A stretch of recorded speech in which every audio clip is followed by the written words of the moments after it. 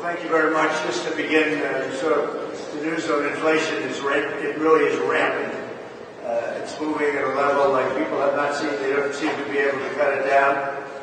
Biden has no control over what's happening.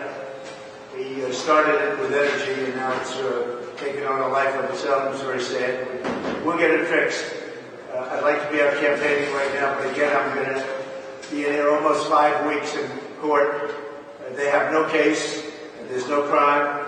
Every single legal expert, and I can say this again and again, and every time they come out, maybe at some point they'll come out and say, oh, we found something. But every single legal expert, Andy McCarthy, Jonathan Turley, Mark Levin, every one of them, Greg Jarrett, these are great talents. These are actually very brilliant guys, and they're not necessarily on my side historically over the years.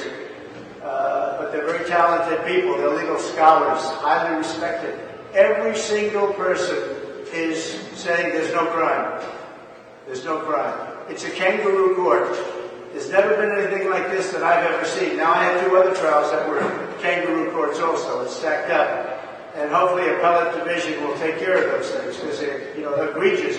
And the problem is that New York is really on trial itself. The whole world is watching. They're seeing what's happening. And you can't use conflicted judges. This is a conflicted judge, highly conflicted judge. And you just can't do that. You just cannot allow that to happen because you ruin the whole system. The whole system comes tumbling down.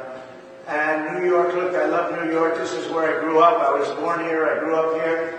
And I see what's happening with this judicial system. And it's just, they call it all kangaroos. And we just can't have it. And I think the appellate courts can take care of a lot of things, but this one shouldn't even get to an appellate court. This should be an easy ruling, and it should really be, and I think it would be great for Judge Marchand to rule from the bench and to terminate this witch hunt. And it needs it. It needs decisiveness. Every single scholar says there's been no crime, he's done nothing wrong. And I'm fighting for 300 million people. I mean, I have no choice. It's not that I like doing this, sitting in an icebox all day for 7, 8, 9 hours. And it's a very cold room, I will tell you that. But I'm doing this because our country needs it. Our Constitution's under threat. Our country needs it. So here I am. I will be doing something in the morning and then probably coming back in the afternoon. And we'll be resting pretty quickly. Resting meaning resting the case. I won't be resting. I don't rest. I'd like to rest sometimes, but I don't get to rest.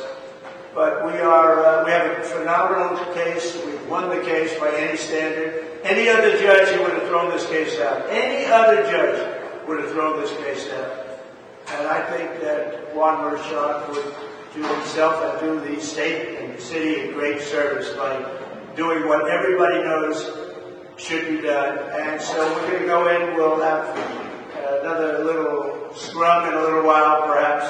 It should end a little bit early today. We appreciate you suffering with us. Look, you've been with us for 5 weeks, and you see it. The crowds outside, we can't get, it's not a very big thing for us. We don't really care that much. But people want to get out there, and you have all police. The only people that are let out there is the radical left lunatics. And they put our people 4 or 5 blocks away. There are a lot of them, too. But I say that doesn't matter. What matters is what's going on in this courthouse. So thank you very much. We'll be back a little bit later. Thank you.